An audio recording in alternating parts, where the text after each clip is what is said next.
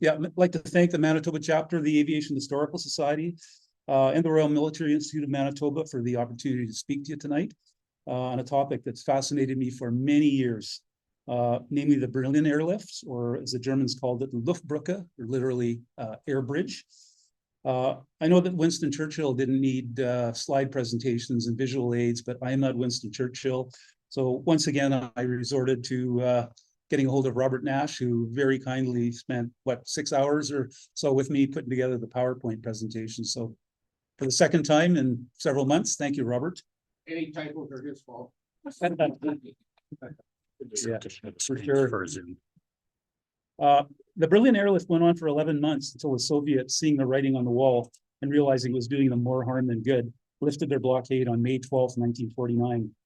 The British and Americans continued their respective lifts until the end of September to build up stocks, just in case the Soviets decided to reimpose the blockade. They wanted to have a cushion, and who would have put it past the Soviets?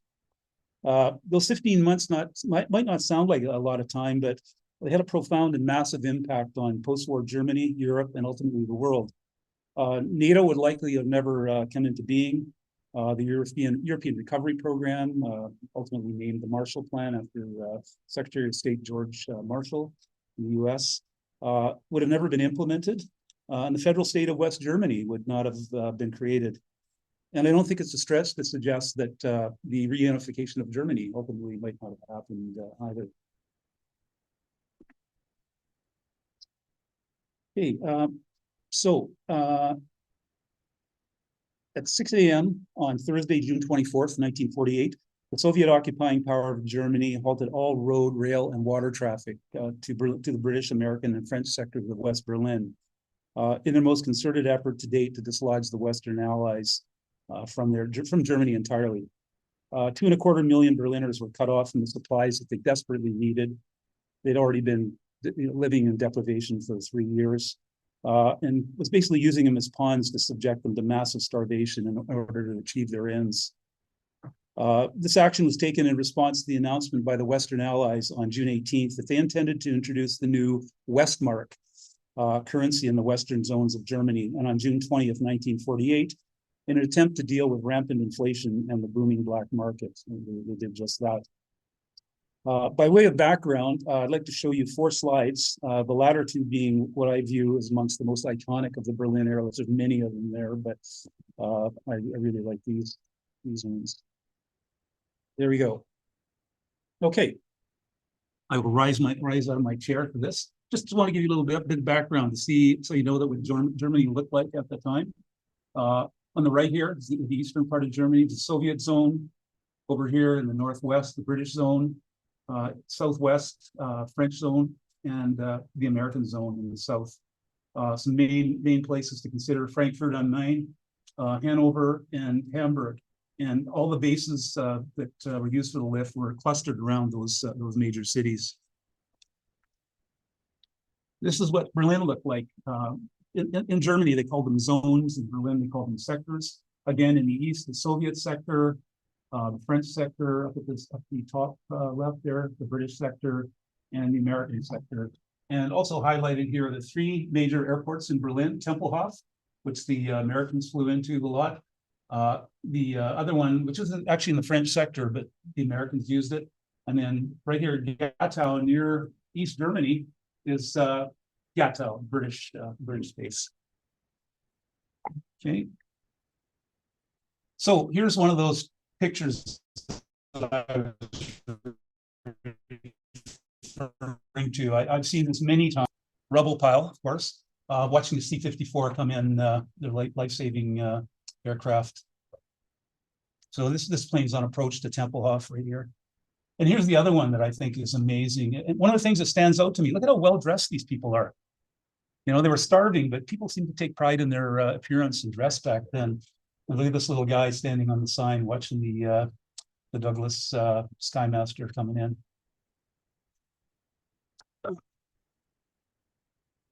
Okay, prior to the introduction of the new Westmark, the official currency in Germany and Berlin had been the occupation mark, but the Soviets had insisted on being given a set of printing plates. Fox in the hen house here. which they then used to quite literally print money, which they paid to their troops, often including large amounts of back pay. The predictable result was rampant inflation, a nightmare, especially for those with memories of the Weimar Republic, and the hyperinflation that saw people pushing around wheelbarrows full of money. The establishment of a central bank for the Western zones presaged the currency reform that the Allies were planning. Just to give you an idea of how bad the inflation was, I want to behold this. This is from 1918 to 19, so been like 24, 23. This is what happened to the value of the mark. So I don't need to expand on the on that line there. On the right there, well, here's another. Oh no, actually, let me go back. There's actually what do you think this lady is doing right here? Feeding her furnace. And what is she feeding it with? Marks, hyperinflated marks. Always a use for something, eh? And here's a little shot of a bank run, during the Weimar Republic hyperinflation crisis. They're all standing in front of a bank, and this is on July 1921. Things hadn't even hit their worst at that point. So give you an idea what that was like.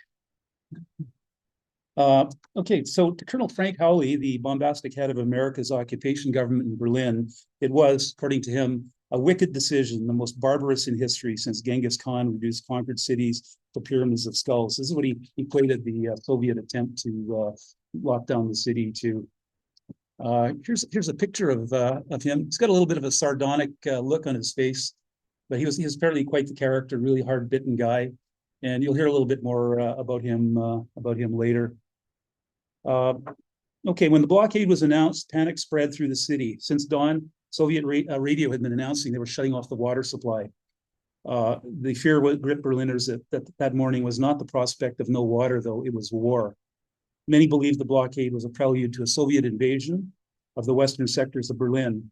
To add to their concerns, West Berlin only had an estimated 36 days worth of food and 45 days worth of coal on hand. Everything was fueled by coal back then.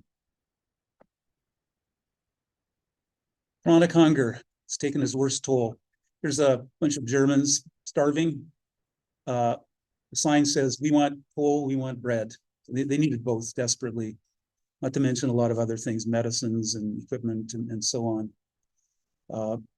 There's some comments a little further in my talk here about how people kind of changed mentally in the course of this. They really got beaten down, as General Clay, Lucius Clay put it.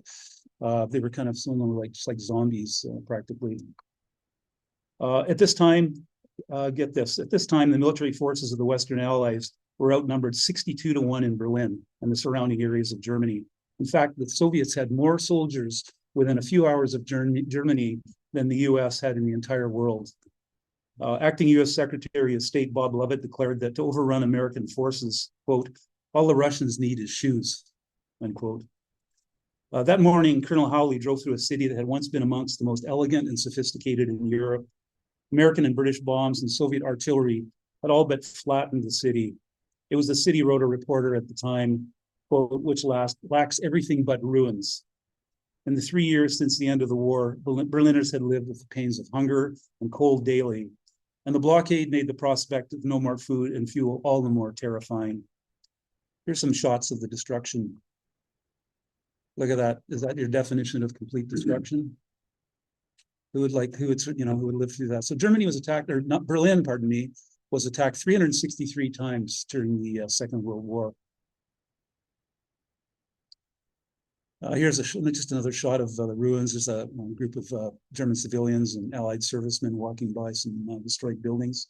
This is in May 1845. Actually, May 8th, 45 was actually the date of the German surrender, formal surrender. And again, ruins, some victims of the bombing, basically living in the street by all appearances here. All their worldly belongings piled up amongst the rubble.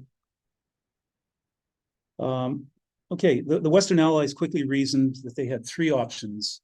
First, they could retreat from Berlin and leave the city entirely at the mercy of the Soviets. But it'd be a death sentence for the opposite democratic leaders in Berlin. And it was widely assumed that, by US officials that a retreat would mean the communists would capture control of Italy, France, and the rest of Germany next.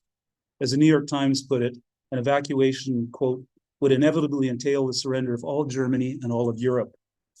And they may have been right. Certainly NATO would never have been established and the Marshall Plan would have died in its infancy, as I mentioned at the early on. Secondly, they could try to hold their ground in the city, watching helplessly as Berliners steadily starved in front of the eyes of the world, knowing that it would only be a matter of time before they'd rise up against the Allies and force them out to surrender just in order to survive. Finally, they could try to ship food and fuel into the city by force, likely bringing about a new world war against an enemy of vastly superior strength. An American news magazine wrote that week that, quote, never before had a city been summoned to surrender before the threat of starvation, civil war within, or a bigger war without, unquote. General Lucius Clay, who became the military governor of the American zone of Germany, he basically took a look at the alternatives that morning and confided to a journalist with a snap of his fingers, I wouldn't give you that for our chances. That wasn't a very good snap. Here's a shot of Lucius Clay. There's actually an excellent biography of him. I can't remember who the author is, but really, really interesting character. He never really wanted this role. Roosevelt was trying to appoint McCloy to do the job, and he kind of passed the buck. So anyways, yeah, Roosevelt was still, pardon me. Yeah, sorry, Truman, pardon me, yeah. When on June 17th, 1945, almost exactly 3 years before the blockade, Colonel Hawley led the first convoy of military vehicles to cross into the Soviet zone. They were stopped by Soviet troops as they crossed the bridge from the American zone. The Soviets demanded the size of the convoy be reduced by half. When they finally reached Berlin, they were again stopped and forced to wait for an entire week in the Berlin suburb of Babelsberg before being allowed to proceed to their barracks. When they entered, guess what? They found that the Soviet army had stripped the barracks of everything, right down to the light fittings, toilets, and hand basins. Is that going on in Ukraine right now as well? I think so. Yeah. The Americans had just received an early lesson in the Soviet approach to reparations. Hawley's men camped for a week in the woods. The British fared no better and were forced to camp out at the Berlin Olympic Stadium, site of the 1936 so-called Nazi Olympics. Sorry, I don't have a picture of the woods. When the British and American troops reached Berlin, they found it was a city in name only. Devastated by British Bomber Command and the US Air Force's bombers, it had also been pounded, literally pounded by Soviet artillery in the bloody battle inside the city. Life for the inhabitants was especially grim, not merely because of their living conditions and the lack of basic necessities. For example, none of the city's 87 sewage systems were functioning, but also because of the behavior of the occupying Soviet forces. The Soviets engaged in both official and unofficial looting on a gargantuan scale. As, again, reparations, they stripped Eastern Germany bare of industrial plant, moving 3,500 factories and over 1 million pieces of industrial equipment to the Soviet Union. This left 2 million workers without jobs. But they may have been the lucky ones, believe it or not, as thousands of individuals with technical and managerial skills were basically kidnapped and taken to the Soviet Union. Gee, that's kind of familiar one again too. These are the actions of Soviet officialdom, but the behavior of the Soviet troops was equally problematic for Berliners. The barbaric behavior of the Germans during the invasion of the Soviet Union and the brutality of life in the Soviet army bred a contempt and a desire for revenge that the Soviet authorities had little inclination to curb. Soviet soldiers were disinclined to offer anything to a German in exchange for something they could take by force. Looting was equally condoned. This bred in the German population, including Berliners, feelings of utter contempt for the Soviets, which were later to prove of immense political importance. So just this earlier one here. So here's a lady, looks like quite an elderly lady being accosted by these finely well-dressed Soviet examples of manhood.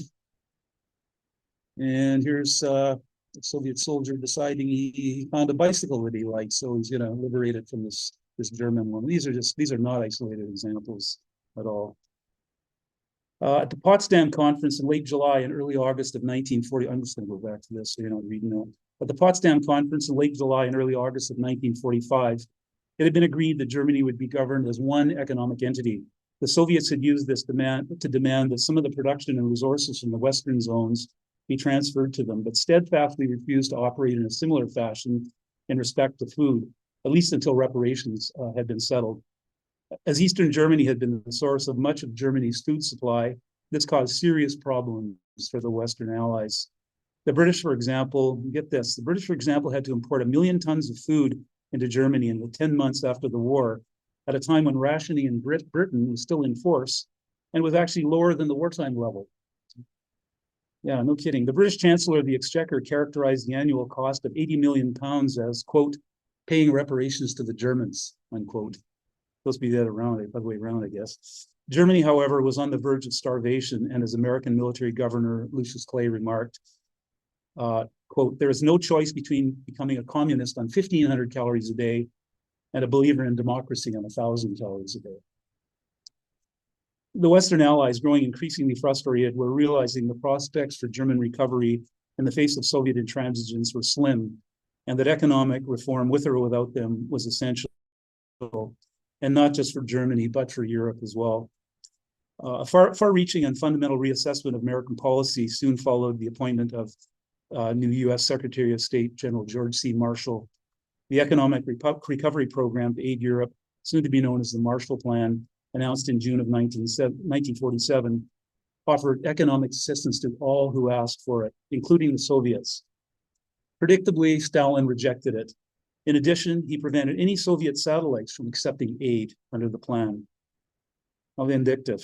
At the same time, Stalin was still demanding access to the resources of Western Germany, notably the industrial facilities of the Ruhr. In the face of this, US, Britain, and France and the Benelux countries converged the London Six Power Conference from late February to early June of 1948, at which they agreed to an economic merger of the three Western zones and the establishment of a federal government, essentially laying the foundations for the future of the Federal Republic of Germany. It was also at this conference that the British and Americans moved to introduce the currency reform, which ultimately led to the imposition of the Berlin blockade. By the beginning of 1948, Berliners had been hungry for 3 years, if not longer. The food situation, despite General Clay's efforts to become worse, not better as time progressed. And the economy of Germany had faltered, crops had failed, and America had not provided the massive shipments of food that they had hoped to ship in. During the Great Depression in the 30s basically, late 20s, early 30s, so-called hungry years, Americans consumed an average of 3,260 calories a day. I didn't know it was that high, actually. After the war, the United Nations Relief Agency said that a working male needed 2,650 calories a day. So already a reduction of about 600 calories. Then the Americans pledged an official ration in the first few months after the war of 1,550 calories. A year after the end of the war, America's daily distribution was down to 1,180 calories. And a year later, 1,040 calories a day. So that's about a third of the hungry years allotment. And in 1948, the average adult German over the age of 40 was 30 pounds underweight. The average man in the American zone weighed 112 pounds. It's pretty incredible. Yeah. Thank you for that great slide, Robert. Let me just find out where I was here. Okay. Yeah, hunger became an all-consuming concern for Germans, the lens through which they saw everything they did. They began to fixate on food, compulsively tracking what they ate. The hunger shaped everything, literally everything they did.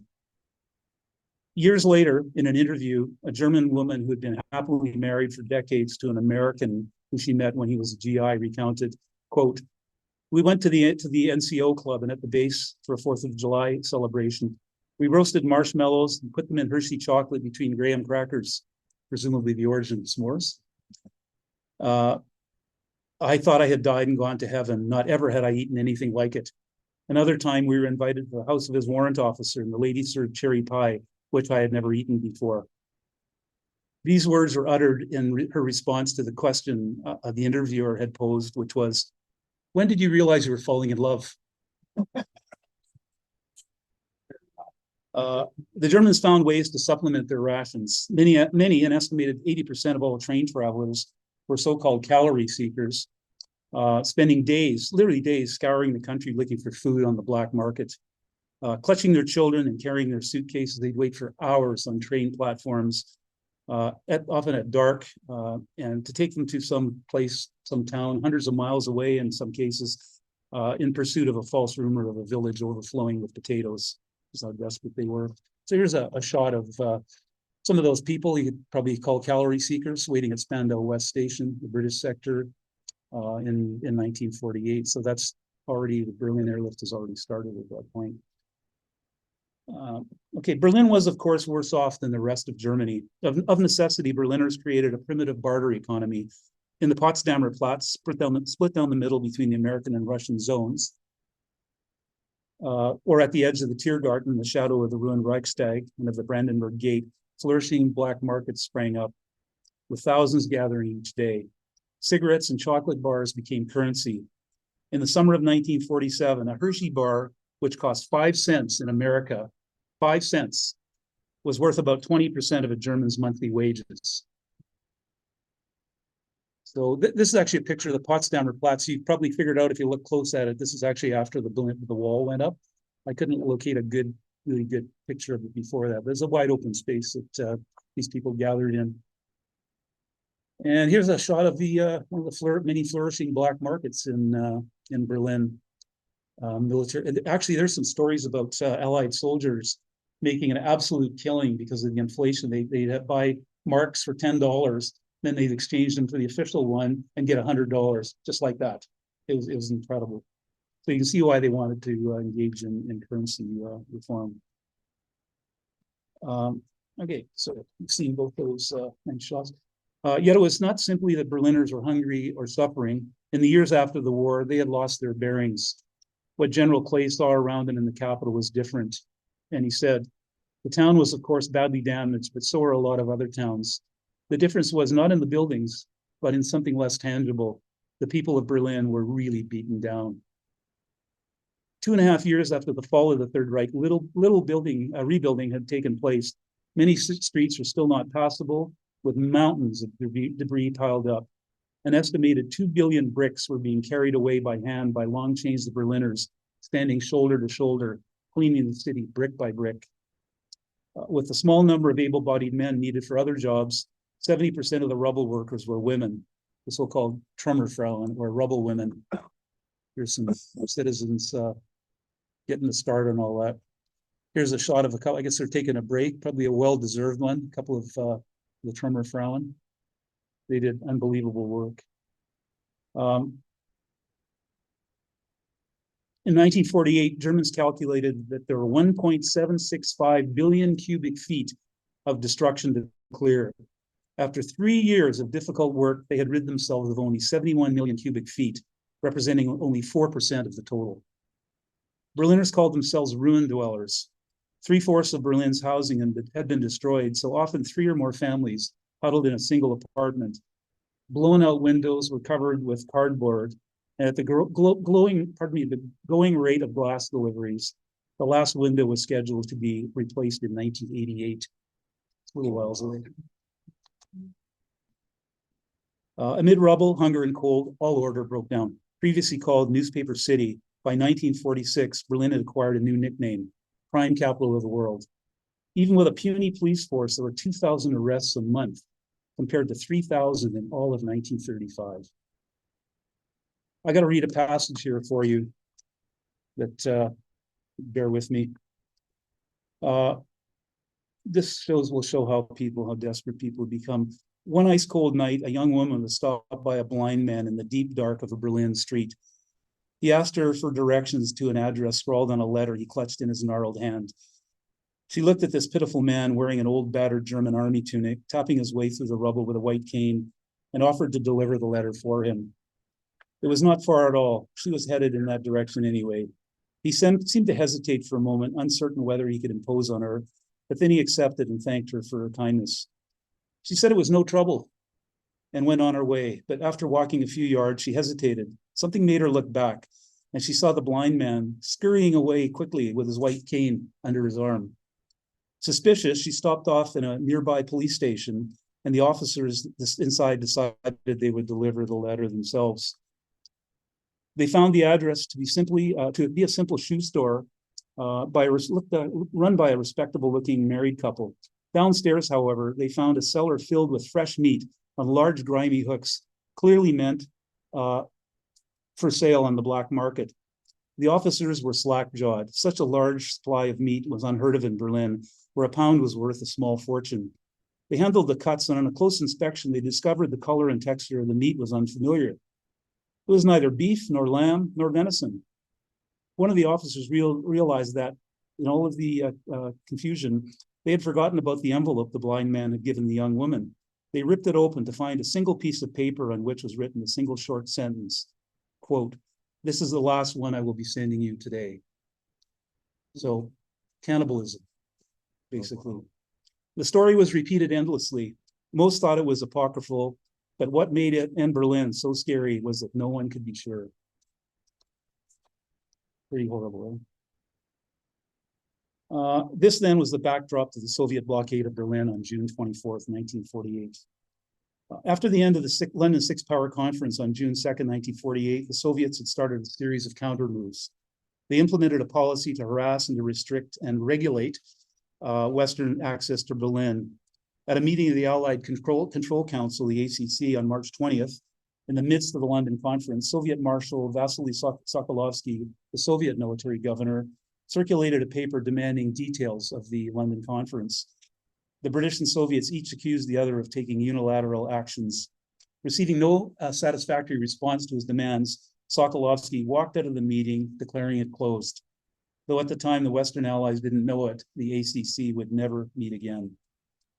Late on March 31st, Sokolovsky's deputy, General Dratvin, delivered a letter telling the Western powers of, quote, certain supplementary regulations governing traffic between the Western zones in Berlin. It gave 24 hours notice that goods and persons passing through the Soviet zone would be subject to inspection and approval by the Soviet authorities. The harassment had actually already started. Two British military trains from opposite ends of the corridor were stopped that night, and when inspections were refused, they were shunted onto sidings. Eventually, the trains returned from whence they came, and the British and Americans canceled all further rail moves. Further harassment followed, and on April 9th, the Soviets closed the Autobahn. None of these measures yet added up to a full blockade, and later in the month, the military trains did resume. However, the Americans in particular, and the British to a limited degree, reacted by flying people and material in and out of Berlin. It was what subsequently became known as the Little Lift. It literally started this. The USAF flew in over 1,000 tons of goods, including food, in April. In that same month, the British drew up an operation order allowing for a lift of 65 tons per day for 1 month, requiring the deployment of 2 Dakota squadrons from RAF Waterbeach near Cambridge in England to Wunsdorf, Germany, under the code name Operation Knicker, K-N-I-C-K-E-R. Underwear and the British people. These measures, however, were designed to support the military garrisons and not the city's population. On April 5th, there was a significant incident when a Soviet Yak fighter performing aerobatics close to Berlin collided with a British European Airways Civil Viking aircraft, which was making its approach to land at Gatow. Both aircraft crashed and all those on board died. British General Brian Robertson immediately ordered fighter escorts for all transport aircraft and visited Sokolovsky to protest, but received little to no sympathy. The accident involving the Viking, while serious in its own right and having implications for the future, was a distraction from the main political events. Here's just a shot of the Yak fighter, by the way. Incidentally, the Soviets regularly buzzed the air corridors with their fighters, and to make things even more exciting, they supplemented this with live anti-aircraft fire. Typical Soviet harassment. This is a picture of a Yak-9 fighter. Robert and you and I talked about this. Some people have called it the most important fighter of World War II. Certainly the Soviets would call it that. This basically looked a bit like a Spitfire. It was about 2,500 pounds lighter than a Spitfire and had a very good top speed and really was helpful in defeating the Germans. Following the decisions taken at the London conference, the British and Americans moved to implement the aforementioned currency form, printing the new notes and notifying the Soviets of their introduction of the Westmarks in the western zones of Berlin, but not Berlin, effective June 20th. By the way, the Soviets responded by using some old currency and slapping postage stamps on them. That was supposed to be their version of their currency. Meanwhile, the blockade measures on rail and Autobahn were further tightened, resulting in a cessation of all surface transport from the west to Berlin on June 24th. The blockade had begun. General Clay had initially favored attempting to force a military convoy through to Berlin, but General Robertson, Clay's counterpart in the British zone of Germany, visited him that same day and made it clear that the action would mean war with the Soviets. Air Commodore Rex Waite, director of the air branch of the British Control Commission, or in Germany, BCCG for short, had done some rough calculations which suggested that an airlift could support the city for a short period of time. When General Clay met with Berlin Mayor Ernst Reuter on June 25th, he told Reuter that he would go with the proposal to feed the city by air, though he thought it a crazy scheme.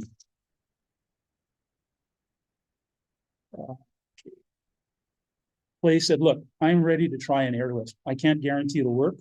I'm sure even at its best, people are going to be cold and people are going to be hungry. And if the people of Berlin won't stand that, it will fail. And I don't want to go into this business unless I have your assurances that the people will be heavily in approval. This coalesced into support for the idea of an airlift that went beyond merely sustaining the garrisons. Nevertheless, it's clear that in essence, at the start at least, this more than somewhat ad hoc operation was simply intended to buy time, whilst a political solution to the problem was worked out with the Soviets. Good luck. Although the ground routes had never been negotiated, the same was not true of the air. On November 30th, 1945, it had been agreed in writing there would be 3 20-mile corridors, 20-mile wide air corridors, providing free access to Berlin. And unlike a force of tanks and trucks, the Soviets could not argue that they were a military threat. The existence of this agreement set the stage for the ensuing and sustained airlift. So here's a picture. I've got quite a few in one of the binders here. This is the one I found to be the most kind of useful. Shows the 3 corridors. Later on, I'll explain how they ended up becoming one-way corridors, but you can see that there's a north one coming from around Hamburg, where a lot of the British bases were, south near Frankfurt, where Wiesbaden and Rhein-Main, the American base, are located. And then the return route actually approached some of the British bases at Celle and Fassberg. Anyways, it's kind of interesting how this all worked. Again, you can see the zones: the Soviet-occupied zone, British, French, and U.S.-occupied zones. So here's an interesting shot. I actually have 2 that are kind of separate. One that show you an eastern approach to Berlin, one the western. You put them together and you get this. So these were approach and departure routes into and out of Gatow, Tegel, and Tempelhof. This is a diagram I'll show you again later in a little supplementary presentation I'll give you at the end, because there was a huge influence on current day modern air traffic control that came out of the Berlin Airlift. On June 25th, a Dakota squadron took off from RAF Waterbeach in England and headed to Wunstorf in the British zone of Germany. 3 of them made the first lift of a meager 6.5 tons into RAF Gatow in Berlin that evening. 3 days later, on June 28th, the 2nd Dakota squadron arrived in Wunstorf. Each squadron having 8 aircraft.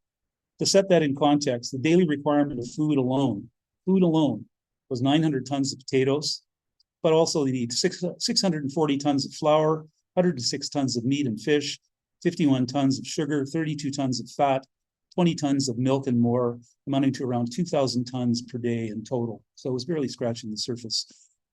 This did not include the daily requirement for 1,650 tons of coal to power West Berlin's power stations. The capacity of the Dakota flying to Berlin from the west was 2.5 to 3 tons. The figures simply did not stack up. Shortage of aircraft, though, was only one element of the equation. In Berlin itself, there are only 2 functioning airfields at this time: RAF Gatow, which was a former Luftwaffe base, by the way. It had one, what's known as a pierced steel plank, or PSP, runway of 4,500 feet. This was designed basically for use on temporary airfields constructed during the war and used mostly by single-engine aircraft, not intended for high-intensity operations by heavily laden transport aircraft. A 6,000-foot concrete runway and taxi track was under construction, but in June 1948, a shortage of materials, it being in the Soviet zone of Germany, meant it was only 3/4 complete. It was put into use anyways and was completed on August 16th.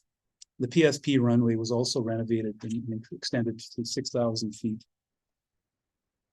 So here's a shot of one of the aircraft, British ones. You can see from the roundel that served in the airlift at actually at Gatow, right in the British base. And this plane played a crucial role in the success of the airlift. It had a considerably higher capacity than the Dakotas and a number of the other planes did. And some people, Robert thought it was ugly, and it is kind of different. It's got a triple tail like the Pawnee, but some people called it an Art Deco plane. Anyways, it did a great job. I'm looking at those engines too, man. Do they look like what's on a Lancaster or what, eh? Definitely. Okay, Clay said, look, oh, pardon me, I'm just back up here a little bit. Yeah, okay, there's the York. And here's another shot of the York on the tarmac at Gatow in the British zone. These are bags of mail. You can see in the foreground in the hangar or warehouse. The airfield in the US zone of Berlin was Tempelhof, which is some impressive Nazi-era terminal buildings with 7 subterranean levels, one of Hitler's prides. But the 5,000-foot runway was also PSP, pure steel plank. The approach to Tempelhof was also difficult, with aircraft passing a 7-story block of flats, and pilots described breaking cloud to find themselves peering into people's living rooms. Wonder who was most. There's a picture of Gatow, of Tempelhof. The terminal had this great big giant curvature to it. So here's a picture of a C-54 Skymaster flying over that's a graveyard there, perilously close to apartment buildings while making its approach to Tempelhof. At the other end of the air corridors in the British zone, the RAF base at Wunstorf had concrete runways and hard standings, but these proved insufficient when more aircraft arrived. Lubeck, likewise, also, which is in the north, by the way, further north, had a concrete runway which had to be extended, as were the existing hard stands. The American bases at Wiesbaden and Rhein-Main had runways of 5,000 to 6,000 feet originally, but lacked other facilities. All these airfields were subject to massive reconstruction works to extend and improve facilities, especially aircraft hard standings, and in some cases, additional runway. Other airfields at Fußbüttel and Schleswig-Land, as well as at Celle and Fassberg in the British zone, were also brought into use and improved and developed as the airlift progressed. At Celle near Hanover, an old fighter base, T. Ross Milton, U.S. Chief of Staff of the airlift, noticed that all the facilities were excellent, but it was without runways. As he observed, quote, "The British said not to worry, and dragooning the locals gave an insight into how the British Empire came about," end quote. In Berlin, an entirely new airfield with a runway built of compressed rubble, of which there was an inexhaustible supply, as you could guess, bound with asphalt, was constructed at Tegel in the French zone, former Panzer training ground, and it was to be run by the Americans. This is kind of interesting. Heavy machinery for the work was too large for the aircraft, so it was sliced up by a acetylene torch at Rhein-Main, carefully marked and welded back together at Tegel. At last, everything at Tegel was ready for the start of operations. That is, except for one thing. In the midst of the traffic pattern stood a 200-foot tall radio tower that belonged to Soviet-controlled East Berlin. British and American diplomats proposed a diplomatic solution to the problem. It called for the Soviets, in return for compensation, to dismantle the obstructing tower. French forces thought this notion preposterous, and so one morning, after Tegel opened for business, French commander General Jean Gannevel had a platoon of engineers march to the tower, lay some dynamite charges, and blow it flat. Right. Direct action, the French said, is what the Russians understand. Same situation today. Here's just a shot of some of the construction at Tegel in the French zone in 1948. Some trucks lined up and whatnot. Okay, elsewhere, new bulk storage, railway sidings, and other airfield facilities were also built, including 6 12,000-gallon storage tanks and pumping facilities at Wunstorf. Not the least of the airlift's many achievements were these remarkable feats of engineering undertaken against an urgent requirement, often with inadequate equipment, and often while the airfields continued to operate around them. As the Allies began to react to the new political and military situation, aircraft began to fly into Germany from Britain and around the globe. On June 28th, the decision to expand Operation Knicker was approved, and it was renamed Carter-Patterson. the name of a well-known UK moving company. This, however, proved to be a gift to Soviet propagandists who quickly implied that the new name presaged a British withdrawal from Berlin. It was rapidly changed again to Operation Plainfare, Plainfare, or FAIR, some people say. The initial plan was to deploy 54 of the 112 British Dakotas in RAF service to Germany. These would then be reduced to 32 to be replaced by the Avro Yorks that I showed you pictures earlier, which with a capacity of 7.5 to 8.25 tons, had about triple the capacity of the Dakotas. The aim was to achieve a capability for lifting 840 short tons by July 7th, just over a week away. By June 30th, the original 16 Dakotas at Wunstorf had been joined by a further 38 aircraft. Unsurprisingly, not all went entirely smoothly at first. Wunstorf was soon crowded with aircraft, which overflowed from the relatively restricted hard standings and aprons onto the grass airfield. Poor weather with persistent heavy rain meant the constant movements of aircraft and vehicles turned the airfield into a sea of ankle-deep mud. The damp penetrated aircraft electrical systems, causing serious serviceability problems.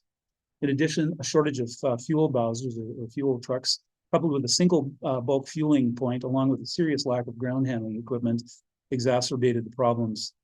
There was also initially a shortage of labor to load and unload the aircraft. As a result, a company of Royal Army Service Corps were dispatched from Britain to Germany. As with the British, it was the American C-47s in Germany that shouldered the burden initially. But on June 27th, General Curtis LeMay, who was commander of USAFE, U.S. Air Forces in Europe, requested the immediate deployment of a group of Douglas C-54 Skymasters to Germany. Like the York, the Skymaster had a greater load carrying capacity than the C-47, being able to carry, in theory, about 13 tons, although generally restricted to 10 tons during the airlift to conserve brakes and tires during the repeated landings. This reduced load was still approximately 4 times that of the C-47, so do the math. At this time, there was little in the way of maintenance support for the C-54s, so they were to bring ground crews and spares with them. The supply and maintenance bases at Erding and Oberpfaffenhofen, can you say Oberpfaffenhofen? Both near Munich, not yet being fully operational. I have something to say about that later, about the maintenance and supply effort. It's quite an interesting story. And by the way, just to backtrack here on the C-47s, here I'm going to bring a slide up here. Well, there's a C-47 there. Every time I see the C-47, I think about this quote from Colonel Howland Howley that he said, where is that? No, put it on a different place here. Colonel Howley, Frank Howley, the tough, irrepressible commander of the American military garrison in Berlin, watched with wonder the first Douglas C-47 sky trains land with food for the people of Berlin. They wobbled into Tempelhof, he later wrote. He said, coming down clumsily through the bomb-shattered buildings around the field, the most beautiful thing I'd ever seen. As the planes touched down and bags of flour began to spill out of their bellies, I realized that this was the beginning of something wonderful, a way to crack the blockade. I went back to my office, almost breathless with elation, like a man who had made a great discovery and cannot hide his joy. The first C-54s touched down at Rhein-Main airfield on July 1st, and they began to replace the C-47s, which returned to their bases, although most crews remained behind to fly the C-54s. LeMay, who flew in a C-47 into Berlin in late June to better see the operation for himself, appointed Brigadier General Joseph Smith to be commander of the U.S. Airlift, now codenamed Operation Vittles. Mike, you like that name, Vittles, don't you? Like victuals. It was Smith and his staff who instigated what came to be known as the block system, whereby the different aircraft types operating on the airlift were allocated time slots, with the bigger C-54s flying first, departing at 4-minute intervals. 4 minutes after the last C-54 took off, the first of the C-47s would follow. In the air, the aircraft were stepped up in different levels between 5,000 and 10,000 feet in steps of 1,000 feet. The Americans experienced some initial problems. As with Wunstorf, the rain and constant movement churned up the grass surface as at Rhein-Main, which quickly became known as Rhine mud. At Tempelhof, the constant shuttle of C-54s soon caused the runway to disintegrate under the pounding it received. And on July 9th, Smith asked for permission to begin building a new runway, which meant using some of the available airlift capacity to fly in construction materials. The American Southern Corridor, used for flights from Wiesbaden and Rhine-Main, was longer than the northern route from the British zone. So Smith asked Ken Cross, group captain of operations for the British Air Forces of Occupation, or BAFO, for permission to relocate some C-54s to the British zone in Germany. And following his request, on August 20th, the first C-54s arrived at Fassberg, and PSP hardstanding was constructed to accommodate C-54s of the 65th Troop Carrier Wing. Fassberg thus became an RAF station under the command of an American officer. So it was right in the middle there, pretty much in line with the return route out of Berlin. It did not, however, start well. The Americans were appalled by everything from the beds to the food, which was apparently kippers, fried tomatoes, and overcooked sprouts. In addition, the RAF forbade the Americans from drinking or gambling in their RAF quarters, whilst the NAFI, which is the Navy, Army, Air Force Institutes, would not sell them any whiskey as it was bonded and only for sale to British servicemen. 3 USAF commanders rotated in and out at a bewildering speed, but were finally succeeded by Colonel Theron Jack Coulter, a man possessed of far greater diplomatic skills than his predecessors. And it was he who persuaded the RAF to give him effective control. He was also possessed of a wife with film star good looks, mainly because she was indeed a famous film star named Constance Bennett. Oh, there's some C-54 Skymanagers. That's not Constance Bennett. There you go. Unlike so many of her breed, however, she had a human touch and no airs and graces. So, needless to say, after seeing her, I didn't bother including Colonel Coulter's pick. Okay, finally, a PX was open. Supplies of U.S. whiskey found and facilities improved, if only a little, but morale definitely improved. So somebody was buying U.S. whiskey at that time. The RAF found one novel way of sidestepping the problem of runway capacity.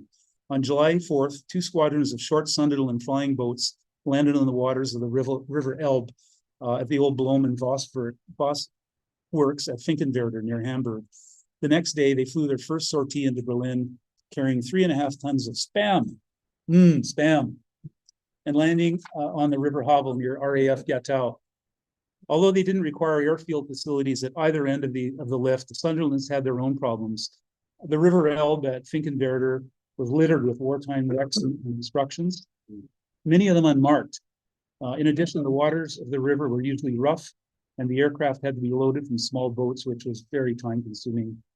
The aim was to fly 3 missions per day, which represented 6 hours in the air, plus loading and refueling, which made for a very long day.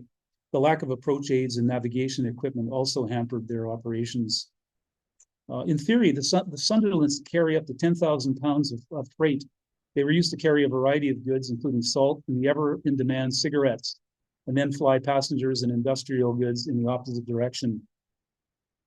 Speaking of passengers, quick little anecdote here. Here's an item I took from a great paper entitled Effort of Biblical Proportions, that passengers did not always have a comfortable trip and could be idiosyncratic. One elderly lady was settled on some mail bags in the back of a Dakota and suffered a turbulent trip to Lubeck without complaint, but resolutely refused to board the dangerous truck waiting for her at the other end of her take to Hanover, the trip to Hanover. Okay, so yeah, I mentioned that earlier. Okay, yeah, the carriage of salt was presumably on the basis that the hulls were anodized as better protected against corrosion. But in fact, that only applied to the exterior of the fuselage, not the interior, though the control cables did run along the roof or under the floor.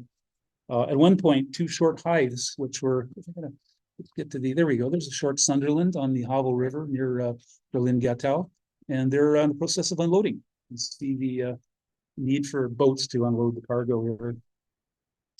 2 of them, the civil version of the aircraft flown by Aquila Airways, joined the airlift. The Sunderlands and Highs were withdrawn from the airlift in December because the rivers are icing up. And in any case, there were problems trying to into the Smith's block system. The flying boats did, however, perform one other valuable service, which was to improve considerably the morale of Berliners, who would flock to the banks of the Havel in Berlin, especially on Sundays, to watch the big birds alight gracefully on the water. The Soviets protested that these activities were conducted outside the quadripartite agreement, in which they may have actually been correct, but the British simply ignored them, as they should have. There was still a need for more aircraft and crews, and the British began to contract civil airlines to assist. At first, the focus was on the need to transport liquid fuel, so-called wet fuel, as opposed to coal. Attempts had been made to carry fuel in 55-gallon drums, but they were not easily secured in the aircraft, making them transporting them hazardous. The solution was tanker aircraft, but the RAF did not possess any at the time. However, Sir Alan Parkin, a British aviation pioneer, had entered the field and formed a company called Refueling Limited, and his Lancastrians, which were modified Lancasters. There you go. Yeah. So William flew in those. Were recruited to carry fuel to be discharged in Berlin. This so-called wet lift was based at Wunsdorf and Schleswig-Land. In Berlin, the fuel is offloaded at Gatow into underground tanks and then pumped to barges and on the Havel and then moved to Berlin. Later, Tegel was also used, which was the one in the French zone. Eventually, the civil wet lift consisted of 14 of these Lancastrians, 7 of these Tudors, some handy Page Haltons, which were modified wartime Halifax bombers, and 2 Liberators. There's one converted to what's known as the T-47. On its nose, it says Dizzy Lizzy. And this is obviously, even though it's got the American star on the side, it was got to be a British one because it said Air Transport Command rather than Military Air Transport Services. Okay. Oh yeah, and there was the airlift. These planes actually contributed a combined total of 550 tons per day. Getting close to be done here. The last of the RAF aircraft deployed on the airlift were the brand new Handley Page Hastings, which were arrived at Schleswig-Land on November 1st. The Hastings crews started hauling coal on November 1st, or 11th, pardon me, thus quickly coating their shiny new aircraft as well as themselves with a fine layer of coal dust. Coal dust was particularly insidious as it covered not only the occupants, but also worked its way into instruments and corroded electrical wiring. Both coal and flour dust swirled around the inside of the fuselage during flight, and they could be explosive under the right conditions. It was later estimated that about 100 pounds of coal were accumulated on an aircraft. Later on, 500,000 Army surplus duffel bags were used to hold the coal, thus reducing the amount of dust considerably. Prior to their introduction, hundreds of thousands of burlap or jute Hessian bags were used. However, they quickly wore out or somehow just mysteriously disappeared. Here's a shot of the Hastings they referred to, another big Handley Page aircraft. And here's a shot of some British soldiers directing the unloading of shipment of coal in the U.S. Air Force C-54 at Fastburg. The early days of the airlift operations were very much an ad hoc affair, since it was not in truth planned in detail. In those days, both in the American and British lifts, it was often the case of an aircraft being loaded and ready, and a crew found to fly it. Pressure to fly was intense, and normally desk-bound staff officers were often pressed into flying missions. However, this frenetic and somewhat unstructured activity inevitably led to increasing fatigue amongst air crews, particularly when they're getting no proper rest, which they weren't. In large part, this was the inevitable result of a largely unplanned operation, thrown together with increasing resources, but little in the way of long-term planning, not least because no one initially thought it would last more than a few weeks. The United States Air Forces in Europe was, like the British Air Forces of occupation, had no air transport operations of their assets of their own. The majority of the C-54s deployed to the airlift belonged to a different command, Military Air Transport Service, or MATS, a joint USAF, US Navy Air Transport Organization, roughly analogous to Britain's Transport Command.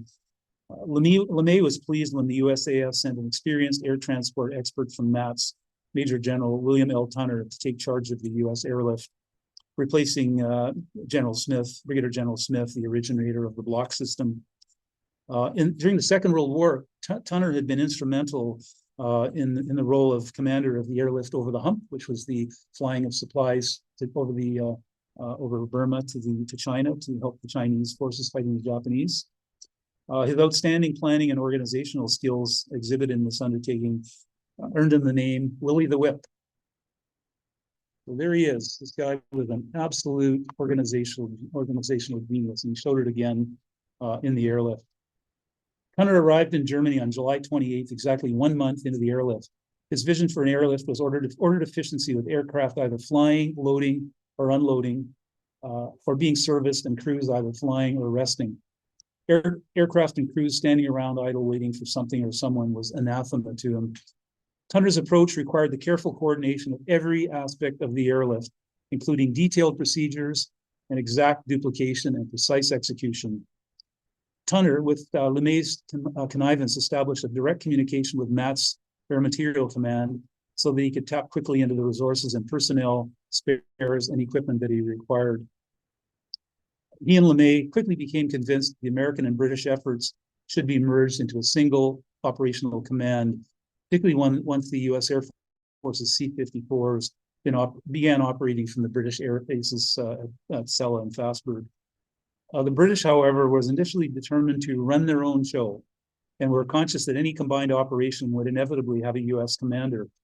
LeMay was forced at first to accept the British preference for a combined control center at the Berlin end of the operation, and this was established as the Joint Traffic Control Center, JTTC, at Tempelhof, which handled traffic into both Tempelhof and Gatow. Eventually, with C-54s operating alongside a wide variety of RAF and civil aircraft along the northern corridor and landing at both Tempelhof and Gatow, the British were compelled to accept the logic of the U.S. position. Air Marshal Sanders, the British Marshal, conceded the principle of combined control at a conference on September 20th. But then they fell into arguing about its location, which they wanted to be in Buckberg, which is an operations center for the British, arguing that the main effort in future would be from British bases. The Americans wanted Wiesbaden, where Tunner's USAFE airlift headquarters were, arguing quite correctly that there was not enough staff of senior officers for two headquarters. So October 7th, the British finally accepted, and LeMay and Sanders signed a joint directive establishing the Combined Airlift Task Force, or CALTF, under Tunner.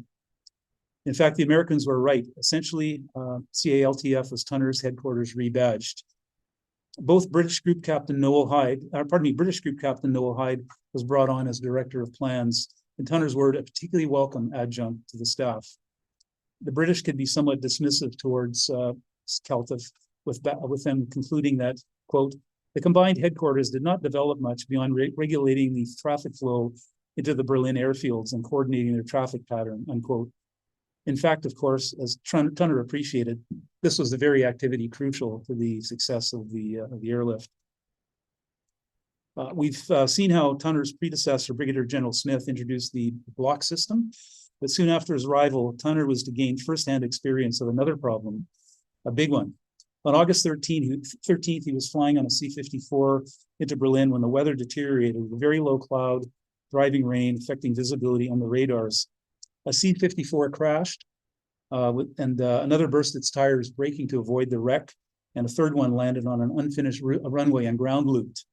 The controllers followed standard procedures and began stacking aircraft. Soon saw a mass of aircraft milling around in very restricted airspace and poor visibility from 3,000 to 12,000 feet. Tunner quickly saw a bigger disaster looming. It was, of course, Friday the 13th.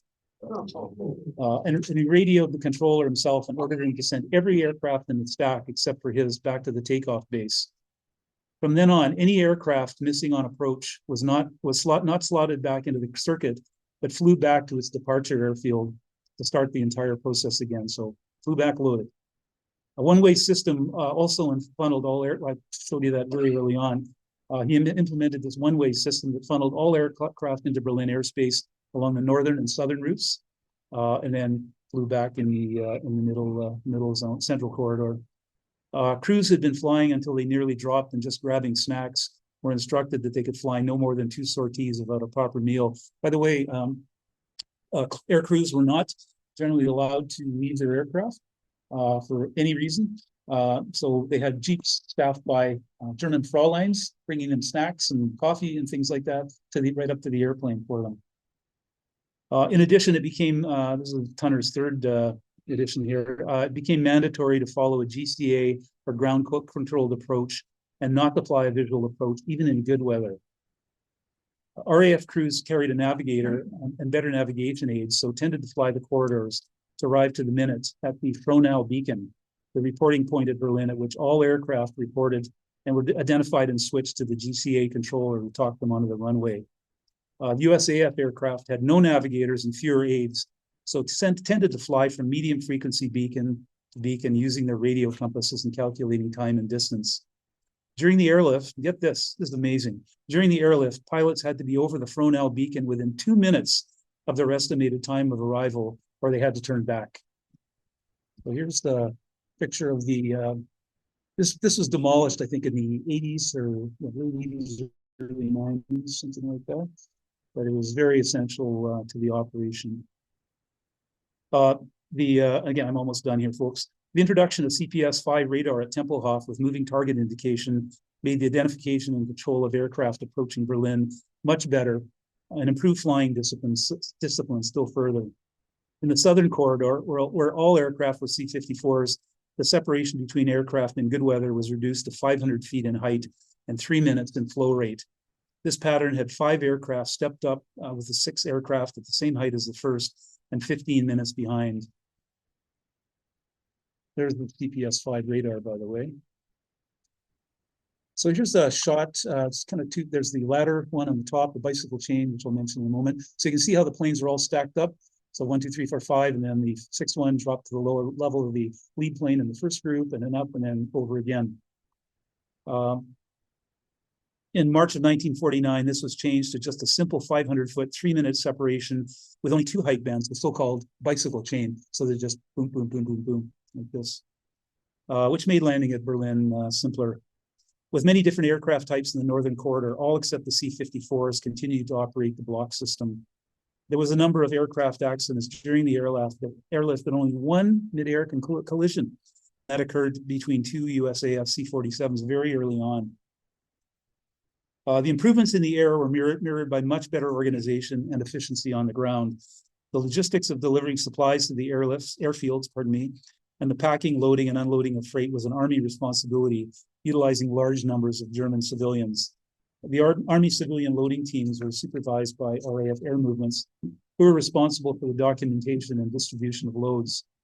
Backloading from Berlin and British aircraft was solely the responsibility of RAF movers.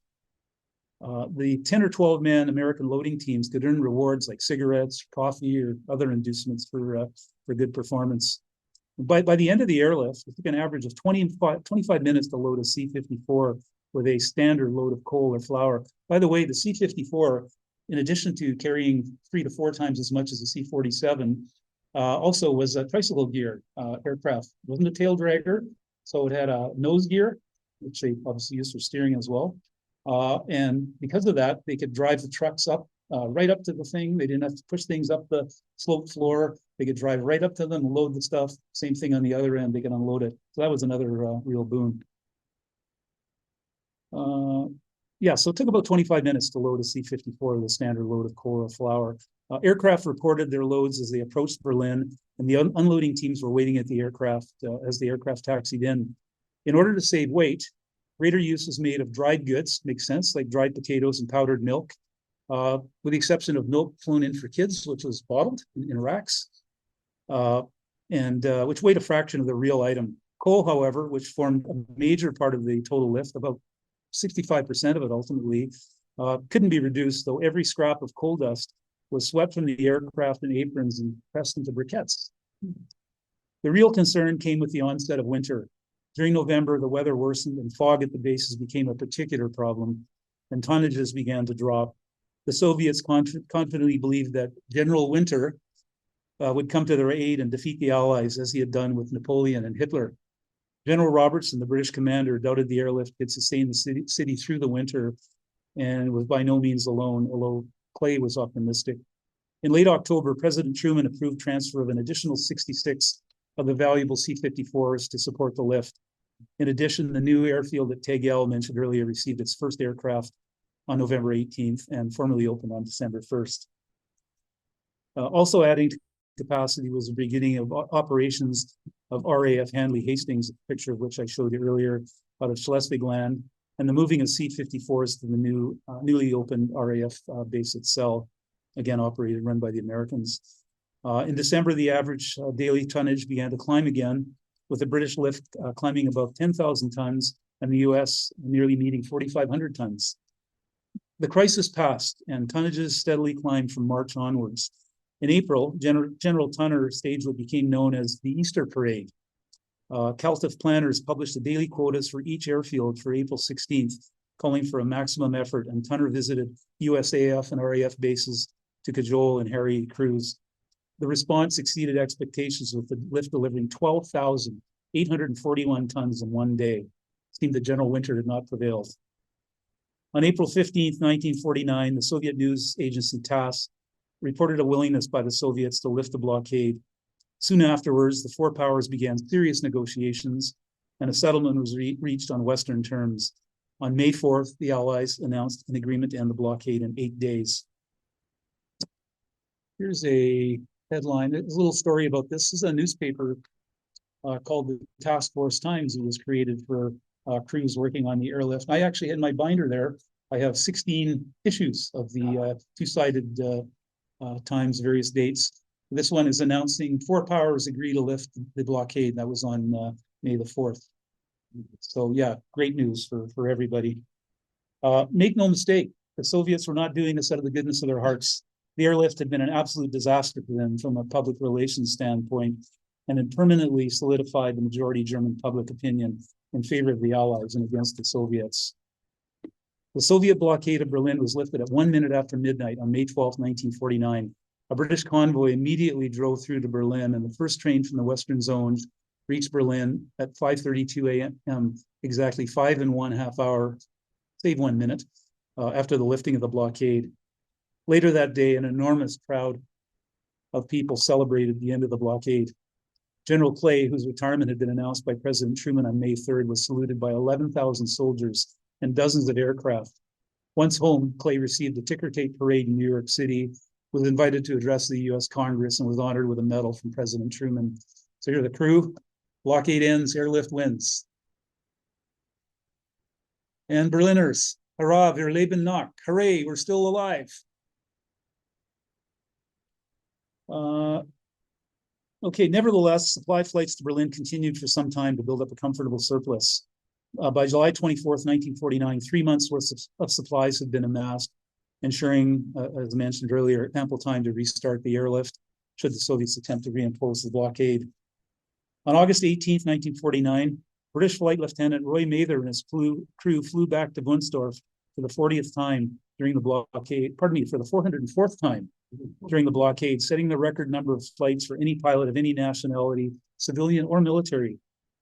On September 23rd, 1949, at 18:30 hours, an RAF Dakota took off from Lübeck, and after making its way along the northern corridor and calling up Berlin overhead the Frohnau beacon, hope he was within 2 minutes, it landed at Gatow 52 minutes after taking off. Emblazoned on the nose of the Dakota were the words, quote, "Positively the last load from Lübeck, 73,705 tons. Psalm 21, verse 11. If anyone on the apron had a Bible handy and turned to the quote, they would have realized that the biblical reference was aimed squarely at the Soviets. The verse reads, quote, "For they intended evil against thee. They imagined a mischievous device, which they were not able to perform," unquote.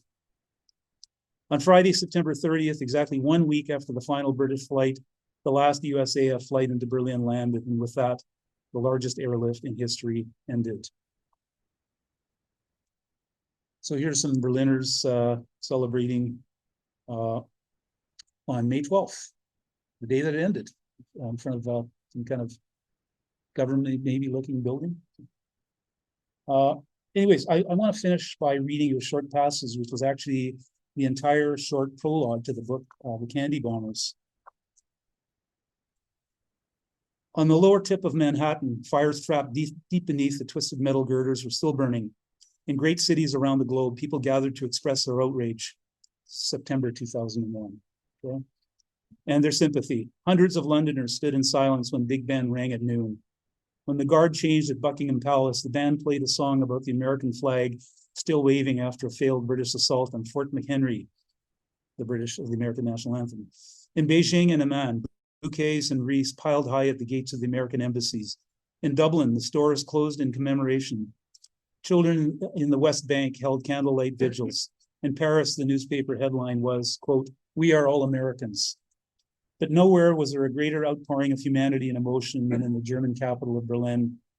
There, 200,000 people gathered along the broad avenue leading through the Tiergarten to the Brandenburg Gate. No one was quite sure why so many turned out.